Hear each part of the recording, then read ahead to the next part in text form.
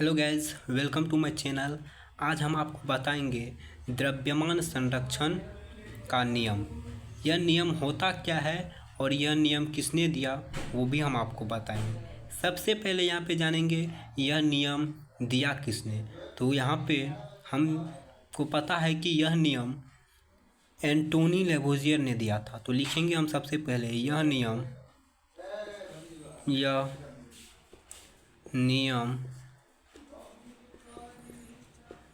एंटोनी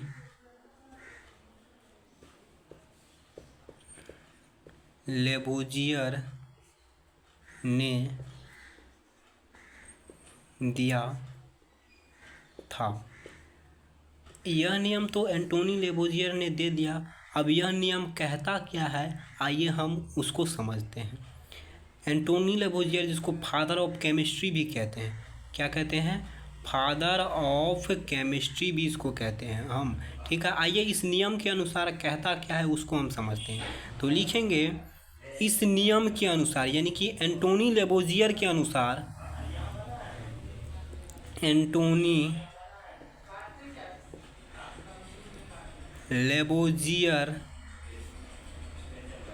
के अनुसार जब किसी अभिक्रिया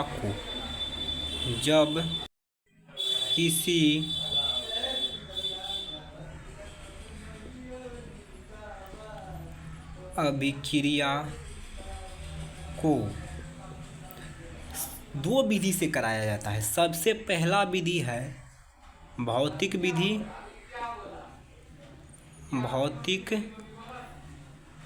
विधि और दूसरा है रासायनिक विधि।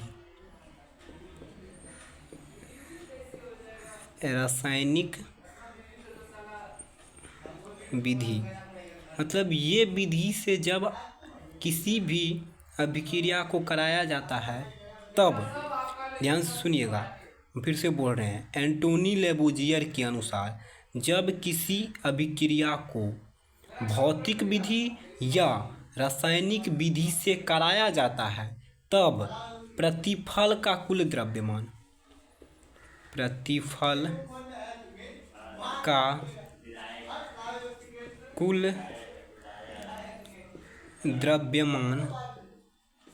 अभिकारक के कुल द्रव्यमान के बराबर होता है। अभिकारक के कुल द्रव्यमान के बराबर होता है। आइए हम इसको उदाहरण से समझते हैं, यानी कि एग्जाम्पल से समझते हैं। सबसे पहले हम लिख देते हैं अभिकारक। क्या बोले हम? अभिकारक लिख दिए। और आगे लिख देते हैं हम प्रतिफल। क्या लिख दिए?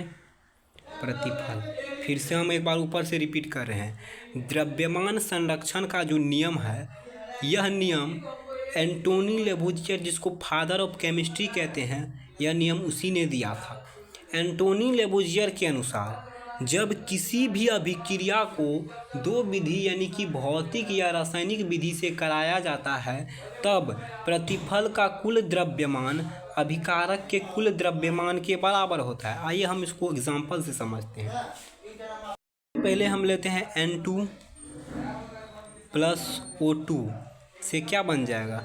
2NO बन जाएगा, 2NO। अब देखिए, एक नाइट्रोजन की परमाणु द्रव्यमान कितना होता है? 14 होता है। तो यहाँ पे दो नाइट्रोजन है तो 14 दूनी 28 U हो जाएगा।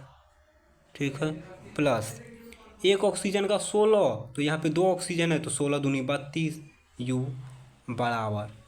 अब देखिए 2 है तो यहाँ पे 2 दे देंगे। इनटू में एक नाइट्रोजन का परमाणु द्रव्यमान 14 और एक ऑक्सीजन का 16। ठीक है, आइए आगे करते हैं। जोड़ेंगे तो यहाँ पे 60 यूनिट हो जाएगा। 60 यूनिट इक्वल टू, अब आगे देखिए, 2 है तो 2 दे देंगे। 6 4 10, हाथ में 1 1 1 2 1 3, 30 U हो जाएगा। तो 60 U बराबर हो जाएगा यहाँ पे 30 दूनी 2, कितना हो जाएगा? 60 यूनिट। यानी कि हम कह सकते हैं अभिकारक का कुल द्रव्यमान प्रतिफल का कुल द्रव्यमान के बराबर होता है। क्या बोले हम? बराबर होता है, बराबर होता है। एक बार हम फिर से ऊपर से आपको बता रहे हैं, द्रव्यमान संरक्षण का नियम एंटोनी लेबोजियर, जिसको हम फादर ऑफ केमिस्ट्री कहते हैं, उसी ने दिया था। एंटोनी लेबोजियर के अनुसार जब किसी भी अभिक्रिया को दो विधि, सबसे पहले रासायनिक विधि उसके बाद भौतिक विधि से कराया जाता है, तब प्रतिफल का कुल द्रव्यमान अभिकारक के कुल द्रव्यमान के बराबर होता है। जैसे कि हम एग्जांपल से निकाल दिए, सबसे पहले लिख दिए यहाँ पे अभिकारक और आगे लिख दिए हम प्रतिफल। तो अभिकारक में हम ले लिए N2 + O2 से क्या बन जाता है? 2NO। तो एक नाइट्रोजन का 14 होता है परमाणु द्रव्यमान, तो दो नाइट्रोजन का हो जाएगा 14 दूनी 28 यूनिट। एक ऑक्सीजन का 16 होता है, तो दो ऑक्सीजन का 32 यूनिट। यहाँ पे 2 है तो 2 दे दिए। एक नाइट्रोजन का 14, तो यहाँ पे 14 लिख दिए, और एक ऑक्सीजन का परमाणु द्रव्यमान 16, तो यहाँ पे 16 लिख दिए। दोनों के जोड़े तो 60 यूनिट हो गया, और इसको भी किए तो यहाँ पे 2 × 14 + 16 30 यूनिट हो जाएगा।